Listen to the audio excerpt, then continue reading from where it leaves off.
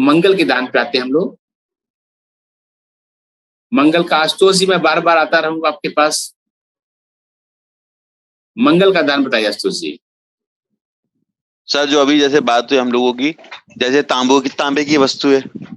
बहुत अच्छा है, बहुत अच्छा है, बहुत अच्छा है। और सर जैसे अभी यही बात हुई थी, अगर बाय चांस मंगल और चंद्रमा साथ में हो तो जैसे शहद का, ठीक। एंड लाल वाली मसूर की दाल। लाल वाली मसूर की दाल, ठीक है। अब आगे लोग को नंबर नहीं तो आप भी सब बोल देंगे तो बाकी लोग क्या करेंगे। ईशा जी बताइए। सर जैसे गर्म खाना दान कर सकते हैं, मसाले जो होते हैं। और सर गर्म खाना जैसे किसी को खिला सकते हैं, एकदम ताजा खाना मतलब हाँ, ताजा खाना गर्म है, मसाले वाला। और हलवा भी जो है, हलवा जो है अगर आपने बढ़िया से बनाया हुआ है, बहुत ही एनर्जेटिक हलवा है, वो मंगल के क्षेत्र में आता है, ठीक है ना। अच्छा, इसके साथ एक और बात जुड़ी हुई है कि किसको देना है, तो उसमें आपको यह भी ध्यान देना है कि अगर सूर्य चंद्रमा मंगल बृहस्पति जिसका दान दे रहे हैं तो वो समाज के किस स्तर का होना चाहिए। और आपने जब ग्रहों कारकत्व तो फिर से देखिएगा, मैं जो बताऊंगा नहीं आपको, आप लोग इसे अपना पुनरुद्धार कीजिए अपने नोट्स का कि किस आयु को बताता है ग्रह, ठीक है ना। उस आयु के व्यक्ति को देना चाहिए, समाज के उस स्तर को देना चाहिए। मान लीजिए शनि है, शनि का अब चलिए शनि का अब नहीं आया, मंगल है, मंगल कहा गया सैनिक है, ठीक है ना, हट्टा कट्टा आदमी है, बलिष्ठ है, ठीक है ना। आपकी सोसाइटी का कोई गार्ड अगर है और ठीक ठाक सी बॉडी वाला है तो मंगल का आप उसको दान दे सकते हैं। चंद्रमा का दान आप महिला को दे सकते हैं, ठीक है। सूर्य का दान, सूर्य का दान जैसे हम लोग जैसे किसी जो होते हैं ना ये साधु संत, इनको भी कर सकते हैं सर। हाँ, सूर्य का दान साधु संतों को भी कर सकते हैं जो बड़े होते हैं उम्र में काफी। नहीं, लेकिन सूर्य का दान अगर साधु संत को दे रहे हैं तो पहली बात की बहुत प्रभावशाली व्यक्तित्व वाला होना चाहिए। दीनहीन साधु को कभी सूर्य का दान नहीं देना चाहिए। अच्छा, ठीक है ना।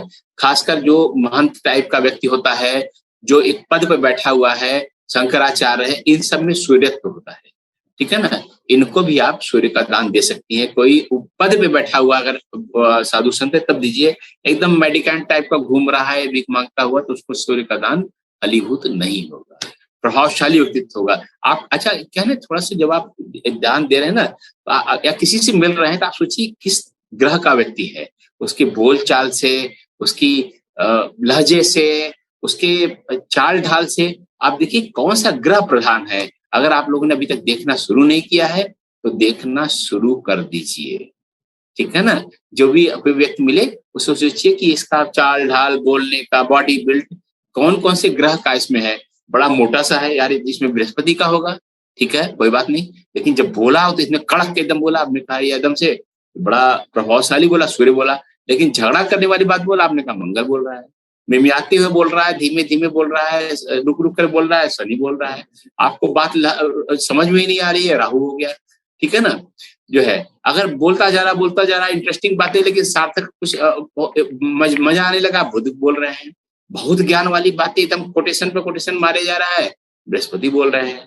आपको एकदम लहजे में बहुत ही रुचिकर ढंग से बताने लगा, एकदम लगे वाह क्या सीन खींचा है, शुक्र बोल रहा है। तो आपको ये देखना चाहिए, आपको जब बात करते वक्त जो है कि किस ग्रह का क्या प्रभाव है, फिर आप उसे वेरीफाई कीजिए। एक और तरीका है, जिनकी कुंडली आपके पास है, अभी तक आपने देखा नहीं है, कुंडली को बंद कर दीजिए। अब भूल गए हो कुंडली आप जो है, अब उस आदमी से मिलते हैं आप समझिए कि आप खुद गेस कीजिए कि किस ग्रह का प्रभाव इसमें ज्यादा है, ठीक है ना।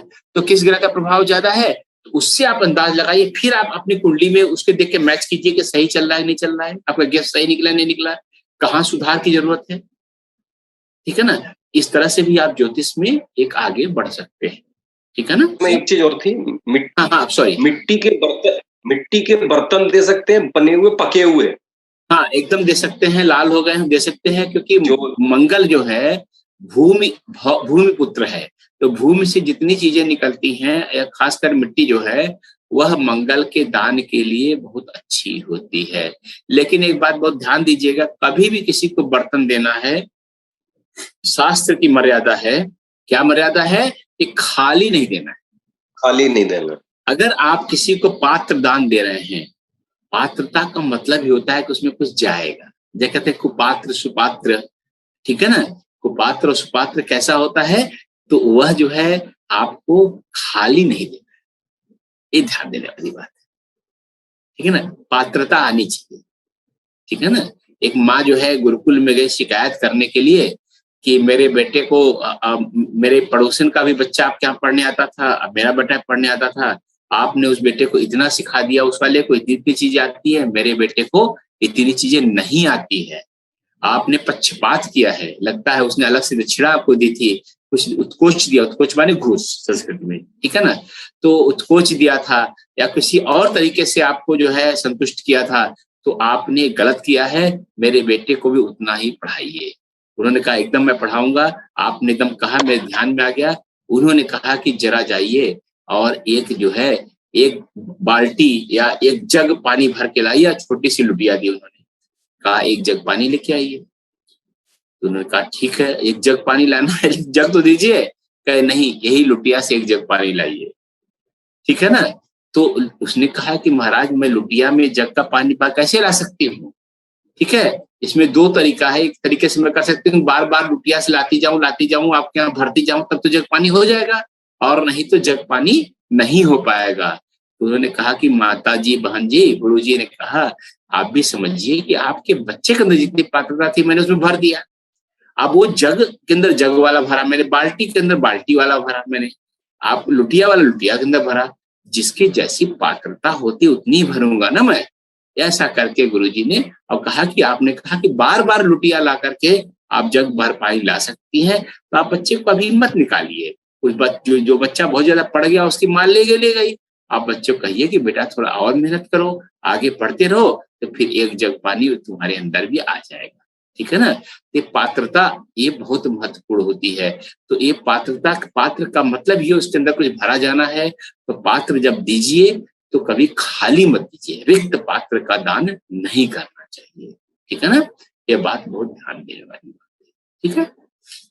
और जे कोई दायित्व तो मत दीजिए दान में। ये बात दान का एक और बात है कि आपने मतलब कि आपने पहले हाथी लोग दान देते थे, अब गरीब ब्राह्मण है उसको आपने हाथी दान दे दिया, अब करेगा क्या बेचारा, हाथी खिलाएगा कि क्या करेगा, सारी पूजा पाठ छोड़ के हाथी का केयर करेगा।